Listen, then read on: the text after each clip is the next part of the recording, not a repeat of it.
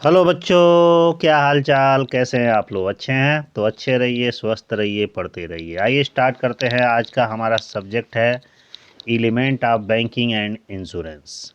Element of banking and insurance का ये second lecture है 100 एमसीक्यू क्वेश्चंस का, क्योंकि फर्स्ट 100 एमसीक्यू क्वेश्चन पहले इससे जा चुका है।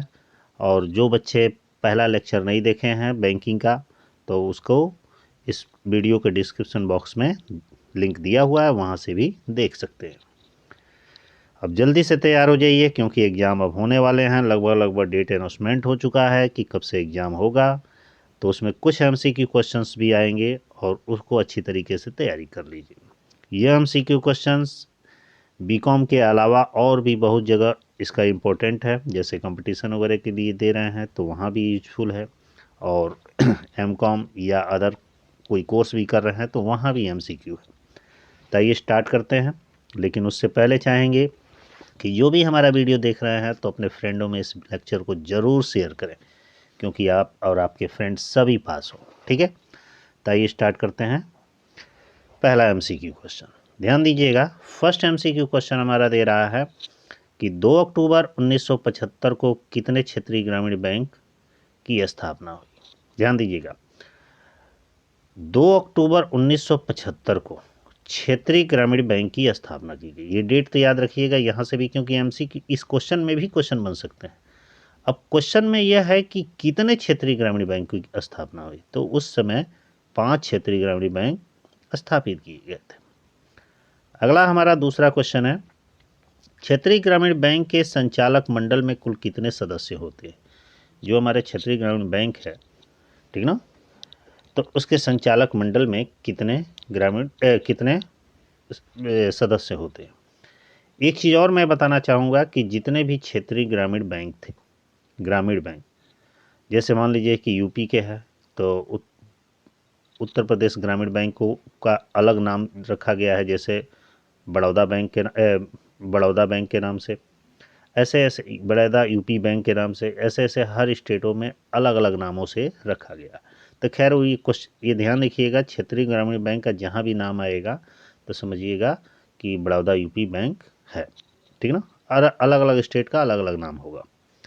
तो यहाँ पे जब क्षेत्रीय ग्रामीण बैंक स्थापित किए गए थे तो उस समय संचालक मंडल में कुल कितने सदस्य थे? तो उस समय 9 सदस्य थे। फिर यहीं पे एक और क्वेश्चन है कि क्षेत्रीय ग्रामीण बैंक की पूंजी में भारत सरकार, संबंधित राज्य सरकार तथा प्रयोजक बैंक की हिस्सेदारी होती है।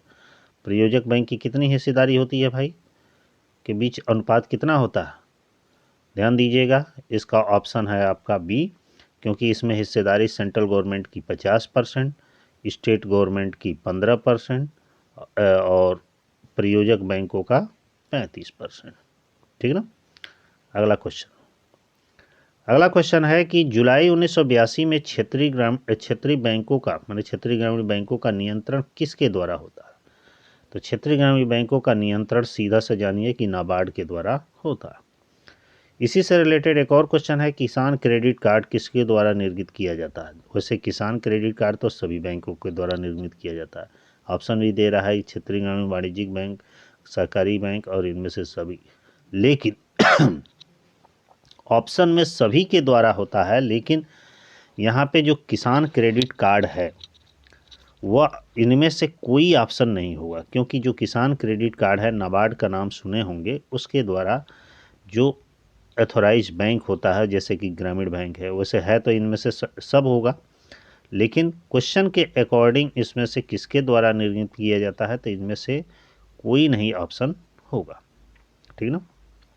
अगला है, क्षेत्रीय ग्रामीण बैंक है, ये किस टाइप के बैंक है भाई? ये अनुसूचित बैंक है। ठीक इसी तरह एक और क्वेश्चन है, सहकारी बैंकों का जन्म हुआ, कोऑपरेटिव जो भी बैंक है इनका जन्म हुआ किस देश में हुआ? जर्मनी में हुआ। एक नज़र में देखिए, इसका आंसर क्या होगा? जर्मनी होगा। और भी नाम दिए होंगे, फ्रांस, ब्रिटेन, इनमें से कोई नहीं। अगला इंपॉर्टेंट क्वेश्चन हमारा है कि भारत में सहकारी बैंक का जन्म हुआ। भारत में कोऑपरेटिव बैंक सबसे पहले स्थापित किया गया था कब? 1904 में। फिर इसी से रिलेटेड एक क्वेश्चन है कि सहकारी बैंकों का गठन होता है। सहकारी बैंकों का जो गठन होता है वह 3 स्तर का होता है, जैसे ग्राम स्तर का, जिला स्तर का और राज्य स्तर का, ये 3 स्तर का होता है। ठीक ना। आगे बढ़ते हैं। 10 नंबर क्वेश्चन है, एक स्टेटमेंट दिया गया है कि दूसरों की भलाई में स्वयं की भलाई निहित है। ये कथन किसके द्वारा किया गया, कहा गया? प्लेटो, महात्मा गांधी, अरस्तू, सेलिगमैन। तो ये प्लेटो के द्वारा कहा गया। यही एक और स्टेटमेंट है।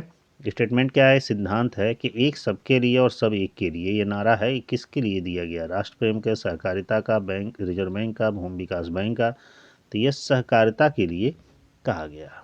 ठीक है। 12 नंबर क्वेश्चन हमारा कह रहा है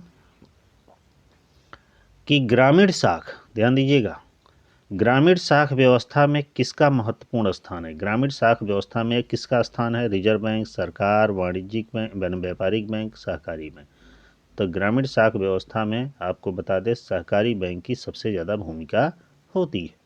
अगला है, सहकारी बैंक का प्रबंध होता है, किस टाइप का मैनेजमेंट इसका होता है? प्रजातांत्रिक, डेमोक्रेटिक। ठीक ना। उसी तरह है, विश्व संगठन पर आधारित, एकल, इनमें से कोई नहीं। तो सही ऑप्शन इसका होगा प्रजातांत्रिक। ठीक ना। 14 नंबर क्वेश्चन है कि भारत में भूमि विकास बैंक का प्रारंभ हुआ। बता दें आपको कि भारत में सबसे पहले जो भूमि विकास बैंक है, लैंड डेवलपमेंट बैंक है, वो चेन्नई में स्टार्ट हुआ था। ठीक है। आगे बढ़ते हैं। और भी एक ऑप्शन दिया होगा, नीचे दिया होगा। ठीक है। अगला क्वेश्चन है कि भूमि विकास बैंक के पूंजी के स्रोत है। भूमि विकास बैंक के पूंजी के स्रोत कहाँ कहाँ से है? अंश पूंजी, ऋण पत्र, सुरक्षित कोष, इनमें से सभी। तो इनमें से सभी, क्योंकि किसी भी बैंक के ये पूंजी के स्रोत सभी बैंकों के यही होते हैं।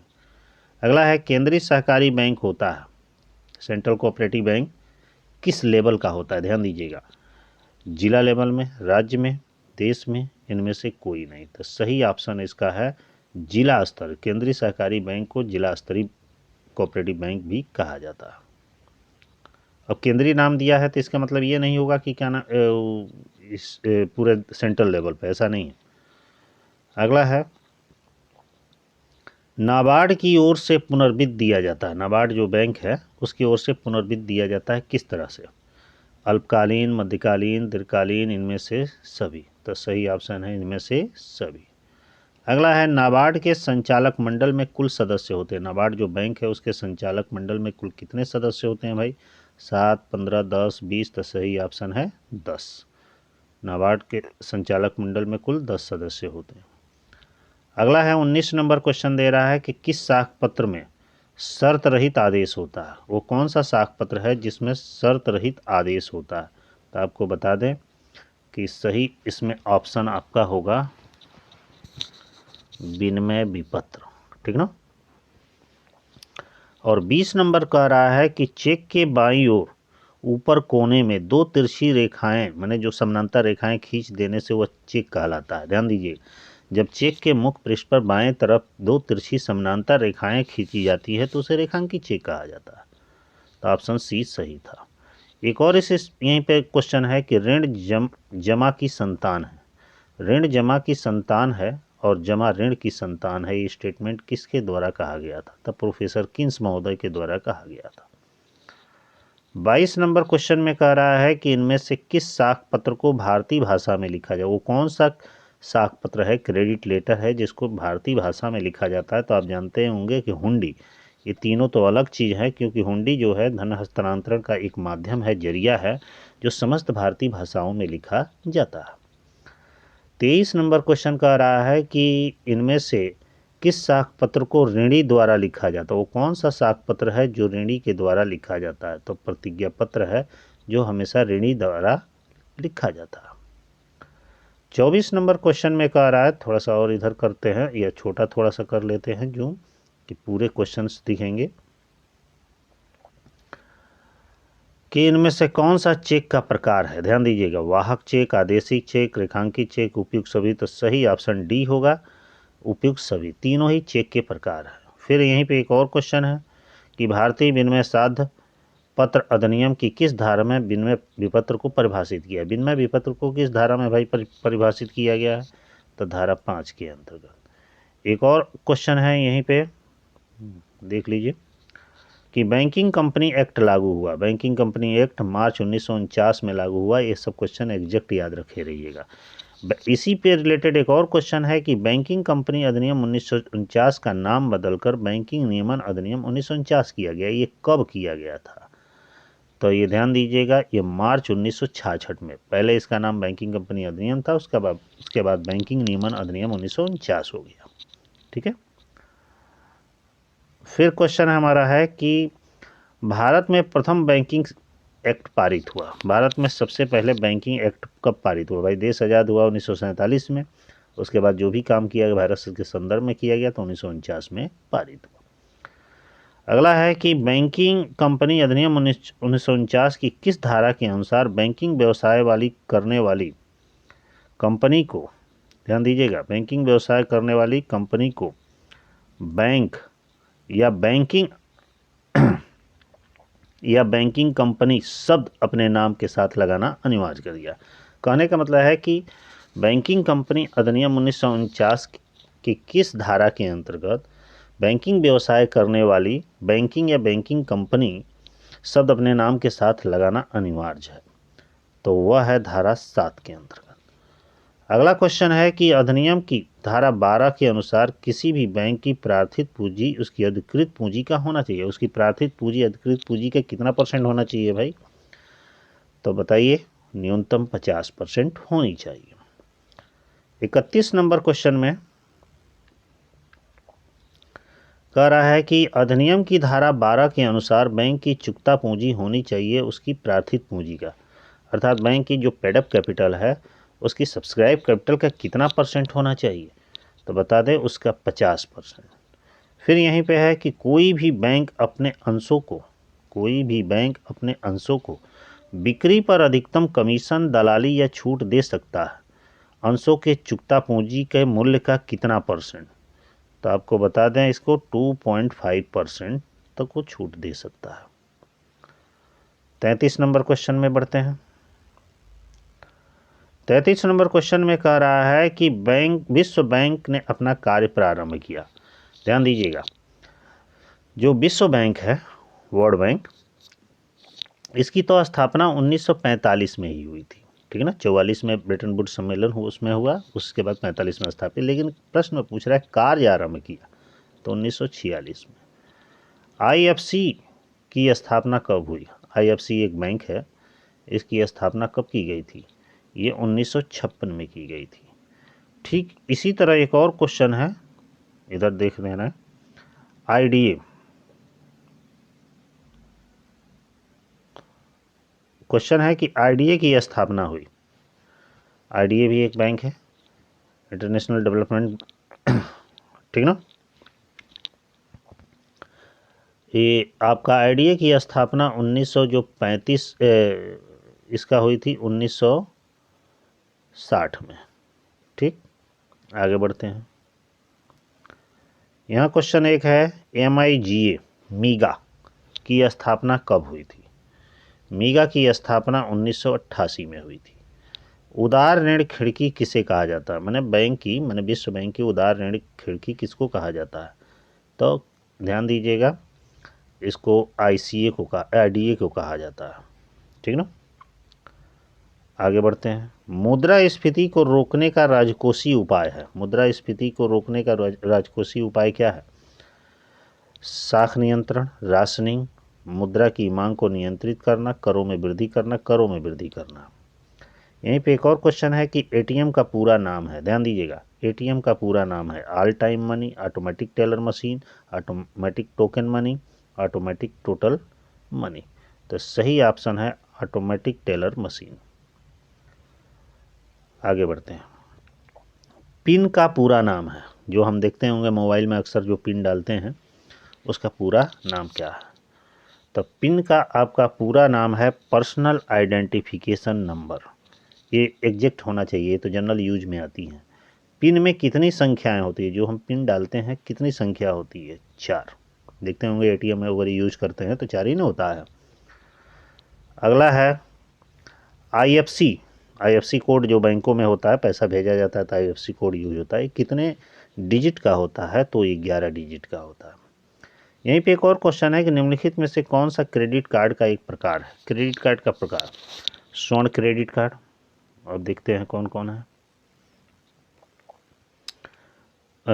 अगला है रजत क्रेडिट कार्ड, कांस्य क्रेडिट कार्ड, उपयुक्त सभी। तो सही ऑप्शन उपयुक्त सब क्रेडिट कार्ड के प्रकार। फिर यहीं पे क्वेश्चन है कि आरटीजीएस में न्यूनतम कितनी राशि भेजी जा सकती है। आरटीजीएस में न्यूनतम कितनी राशि भेजी जा सकती है। तो एग्जैक्ट याद रखिएगा, आरटीजीएस, ठीक ना, में न्यूनतम 2 लाख रुपए तक भेजी जा सकती है। अब यहाँ पे कमेंट करके आप बताइए कि आरटीजीएस का पूरा नाम क्या होता है। पिछले लेक्चर में मैं बताया था। खैर आप लोग बताइए कमेंट करके, ठीक ना। आरटीजीएस होता क्या है, पैसा भेजने का एक जरिया है। उसी तरह नेफ्ट से कितनी राशि न्यूनतम, नेफ्ट से भेजी जाने वाली राशि की न्यूनतम सीमा क्या है। ये अब यहाँ पे नेफ्ट भी जानना पड़ेगा कि आपको क्या है। National electronic fund transfer, same RTGS के ही तरह है, ठीक है। अब इसका कमेंट बॉक्स में नहीं पूछेंगे क्योंकि लगभग सभी लोग जानते ही होंगे, लेकिन दोनों का ये फुल नेम याद रखिएगा क्योंकि एग्जाम में आ सकता है। तो बता दें कि नेफ्ट से राशि भेजने की न्यूनतम सीमा कोई नहीं है, कितना भी पैसा भेज सकते हैं, ठीक है। बड़ी धनराशि भेजी जाती है तो आरटीजीएस यूज होता है, छोटी धनराशि भेजी जाती है तो नेफ्ट यूज होता है। अगला है क्रेडिट कार्ड को कहा जाता है, क्रेडिट कार्ड को क्या कहा जाता है, plastic money. State bank of India की स्थापना कब हुई। भाई 1955 में हुई थी, सभी लोग जानते हैं। इंपीरियल बैंक की स्थापना कब हुई, सभी लोग जानते हैं, 1921 में हुई। स्टेट बैंक के सहायक बैंकों की संख्या है, बताइए। स्टेट बैंक के सहायक बैंकों की संख्या लगभग कितनी है, 5 है। अगला है क्वेश्चन, स्टेट बैंक करता है, स्टेट बैंक क्या करता है, कुछ हद तक केंद्रीय बैंकिंग का कार्य और साधारण बैंकिंग का कार्य। ये भी दोनों ही बात सही है क्योंकि जहाँ केंद्रीय बैंक नहीं है वहाँ उसका काम स्टेट बैंक करता है, और वैसे स्टेट बैंक सबसे बड़ा वाणिज्यिक बैंक, व्यापारिक बैंक है, ये दोनों ही वर्क करता है, तो ऑप्शन सी सही है। अगला 51 नंबर क्वेश्चन कह रहा है कि निम्नलिखित में से कौन इंपीरियल बैंक का हिस्सा नहीं है। मतलब जानते होंगे कि जब 1921 में इंपीरियल बैंक बना तो उस समय 3 बैंकों को मिलाकर बनाया गया था। अब प्रश्न में पूछा जा रहा है कि वह 3 बैंक कौन कौन से थे जो इंपीरियल बैंक का हिस्सा थे, और जब 3 ये पता चल जाएगा तो जो नहीं था तो वो भी ऑटोमेटिक पता चल जाएगा। तो ध्यान दीजिएगा, नीचे से शुरू करते हैं। बैंक ऑफ मद्रास था, बैंक ऑफ बॉम्बे था, बैंक ऑफ बंगाल था, बैंक ऑफ महाराष्ट्र नहीं था, इसलिए यहाँ पे ऑप्शन ए होगा। स्टेट बैंक ऑफ इंडिया का बैंक ऑफ इंडिया सहायक बैंक अधिनियम है, मैंने स्टेट बैंक ऑफ इंडिया जो सहायक बैंक अधिनियम है, यह जो स्टेट बैंक ऑफ इंडिया का जो अधिनियम है, एक्ट है, ये कब बना था भाई, 1959 में। अगला क्वेश्चन हमारा है, स्टेट बैंक ऑफ इंडिया की अधिकृत पूंजी है, इसकी एथोराइज कैपिटल लगभग कितनी है। तो इस समय तो कुछ ज़्यादा ही होगा, लेकिन फिर भी 1000 करोड़ से अभी प्लस में है। अगला है, स्टेट बैंक के केंद्रीय संचालक बोर्ड में होते हैं, माने स्टेट बैंक के केंद्रीय संचालक बोर्ड में कितने मेंबर्स होते हैं भाई, 20, 16, 10 और 9। बताइए कितने होते हैं, 20 सदस्य होते हैं। अगला क्वेश्चन है, इनमें से कौन सा स्टेट बैंक का कार्य नहीं है, बताइए।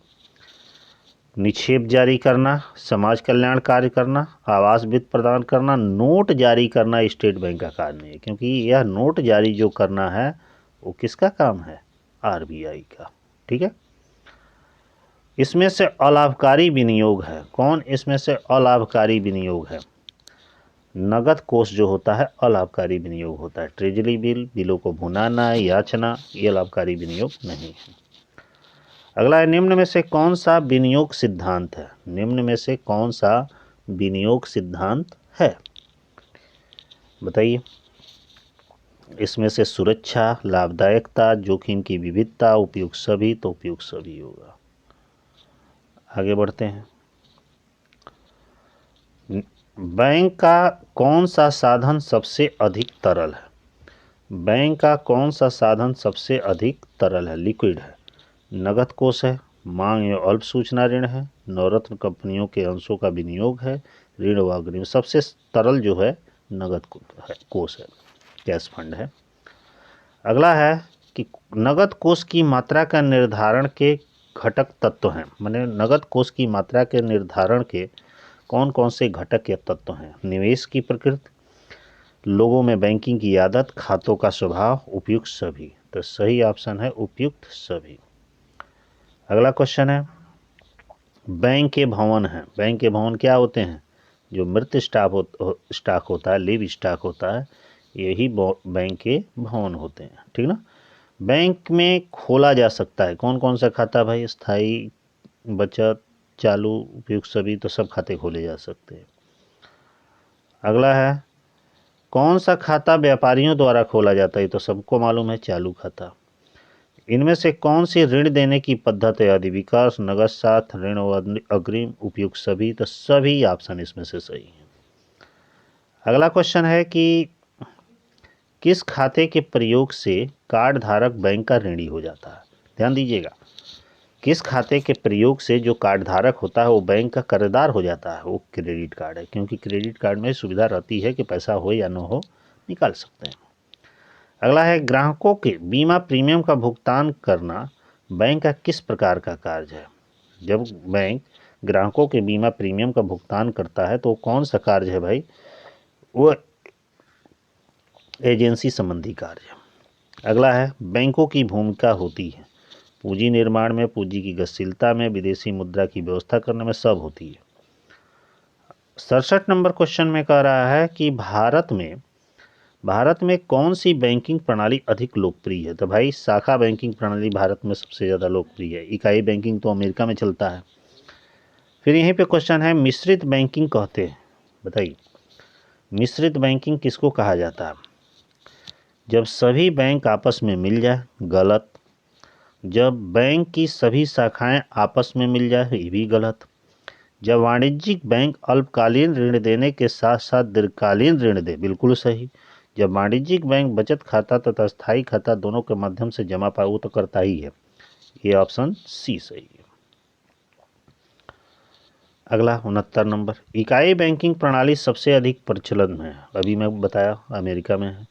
मिश्रित बैंकिंग का प्रादुर्भाव हुआ, माने मिश्रित बैंकिंग प्रणाली कब स्टार्ट की गई?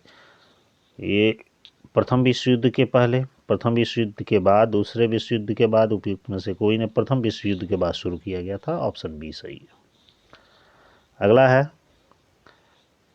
लघु उद्योगों के विकास के लिए महत्वपूर्ण वित्तीय संस्था। लघु उद्योगों के विकास के लिए सब महत्वपूर्ण जो फाइनेंस इंस्टीट्यूशन है वो कौन सी सबसे बेस्ट है? तो सीडबी है, ठीक ना, लघु उद्योग स्मॉल इंडस्ट्रीज है।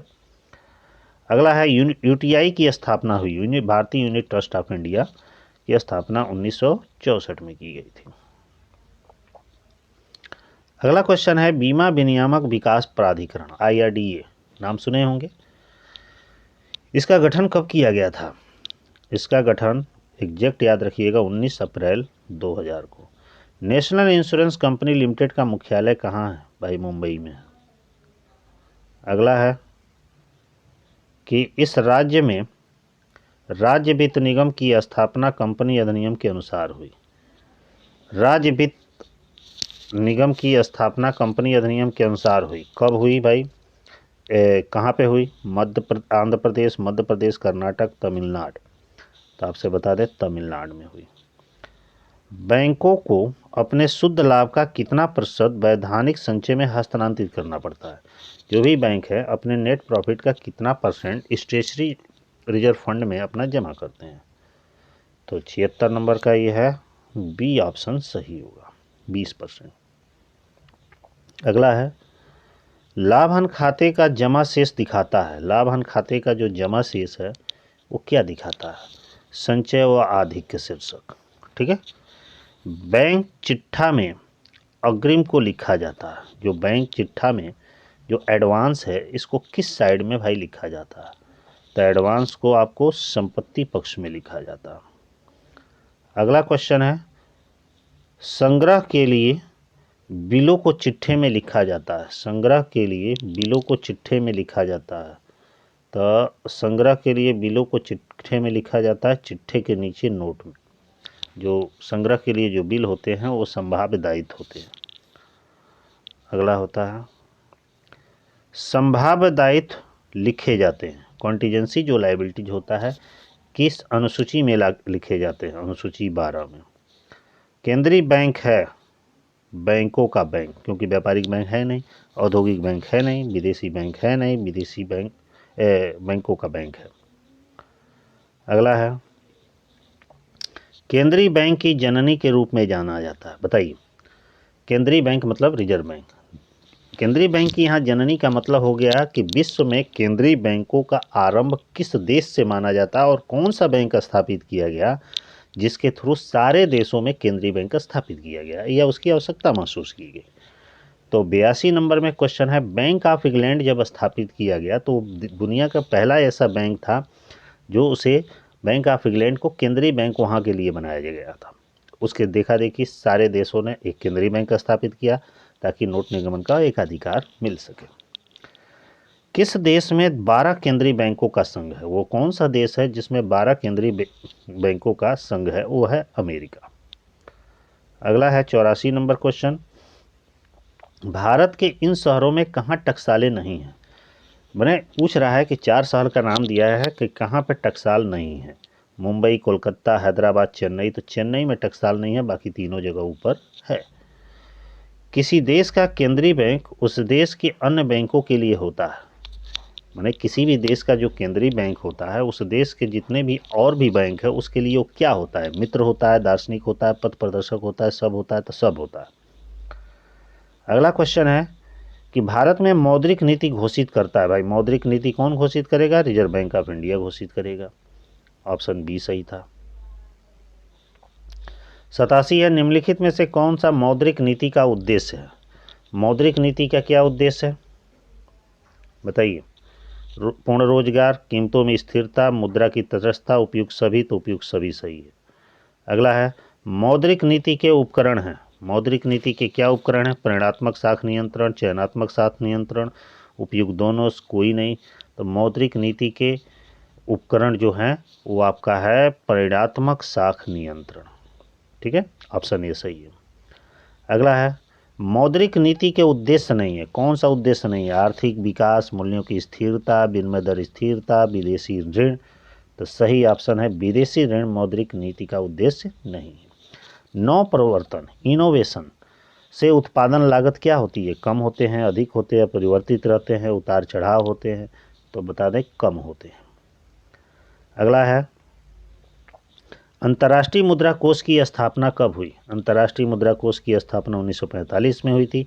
अंतर्राष्ट्रीय मुद्रा कोष का प्रधान कार्यालय कहाँ है? अमेरिका में है, वाशिंगटन डीसी में, जानते ही हैं। अगला क्वेश्चन है 93 नंबर कि वर्तमान में आईएमएफ के लेन देन व्यक्त किए जाते हैं। वर्तमान में जो इंटरनेशनल मॉनेटरी फंड है, आईएमएफ है, इसके लेन देन किस में किए जाते हैं? तो इसके लेन देन एसडीआर में किए जाते हैं।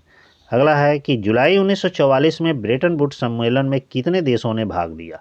विश्व बैंक की स्थापना के संदर्भ में और आईएमएफ की स्थापना के संबंध में जुलाई 1944 में ब्रेटन वुड्स सम्मेलन हुआ था। उसमें पूछ रहा है कि कितने देशों ने भाग लिया। तो पहला ऑप्शन है 30, उसके बाद दे रहा है आपका 34, 44। तो सही ऑप्शन है 44 देशों ने भाग लिया। अगला क्वेश्चन है कि मुद्रा कोष के उद्देश्य हैं। मुद्रा कोष माने अंतर्राष्ट्रीय मुद्रा कोष। विनिमय दरों में स्थायित्व, बहुपक्षीय भुगतान, आर्थिक सहायता, इनमें से सभी। तो इनमें से सभी सही है। 95 हो गया। अगला क्वेश्चन हमारा है कि मुद्रा कोष के प्रत्येक गवर्नर की कार्यावधि होती है। माने जो अंतर्राष्ट्रीय मुद्रा कोष है उसके गवर्नर की जो कार्यावधि है वो कितने समय के लिए होती है? तो बता दें कि 4 वर्ष के लिए होती है। ये सब एग्जैक्ट याद रखिएगा। 97 नंबर है कि बैंकिंग सुधार के लिए नरसिम्हम समिति की पहली रिपोर्ट पेश की गई। बैंकिंग सुधार के संबंध में नरसिम्हम समिति गठित की गई थी, ये भी याद रखिएगा। अब प्रश्न में पूछा जा रहा है कि यह पहली रिपोर्ट कब दी? 1991 में दी थी। ठीक है। अगला है बैंकिंग सुधार के नरसिम्हम समिति की दूसरी रिपोर्ट कब पेश की गई थी? भाई दूसरी रिपोर्ट आपका 1998 में पेश की गई थी। अगला क्वेश्चन है कि BIS की स्थापना कब हुई थी, ठीक ना। तो BIS की स्थापना 1930 में की गई थी। और लास्ट 100 के क्वेश्चन है कि बासेल 2 का स्तंभ निर्धारण करता है। बासेल 2 किससे रिलेटेड है? तो बासेल 2 आपसे बता दें, साख जोखिम, संचालन जोखिम, बाजार जोखिम, उपयुक्त सभी, अर्थात ऑप्शन डी सही है। तो इस तरह ये 100 क्वेश्चन का MCQ आप लोग का element of banking and insurance का हो गया कंप्लीट। तो बैंकिंग और इंश्योरेंस इसमें 2 पार्ट हैं। तो बैंकिंग का अभी हमने कितना क्वेश्चन दिया, 100 क्वेश्चन, और 100 क्वेश्चन पिछले लेक्चर का। तो 200 लेक्चर बैंकिंग का कंप्लीट हो गया। 200 क्वेश्चन आप लोग का सफिशियंट है, पढ़ लीजिएगा। और इसी तरह मैं इंश्योरेंस के लिए भी MCQ क्वेश्चंस कुछ लाऊंगा, ताकि दोनों को मिलाकर कम से कम 300-350 क्वेश्चन, 400 क्वेश्चन हो जाए और आप अच्छे तरीके से उससे तैयारी कर लें, ठीक है। तो इस तरह वीडियो अच्छा लगे हो तो अपने फ्रेंडों में ज़रूर शेयर करिएगा, और कोई भी प्रॉब्लम हो तो आप कमेंट ज़रूर करिएगा। ये ध्यान दीजिएगा, चूँकि ये MCQ क्वेश्चन है, मैं अपने जानकारी के हिसाब से सारे क्वेश्चनों का आंसर सही दिया हूँ, लेकिन फिर भी एक आध क्वेश्चन आपको त्रुटि दिखे तो अपने बुक से उसको मिला लीजिएगा, ठीक है। फिर नेक्स्ट किसी अन्य लेक्चर के साथ बहुत जल्दी ही मिलते हैं, तब तक के लिए बाय।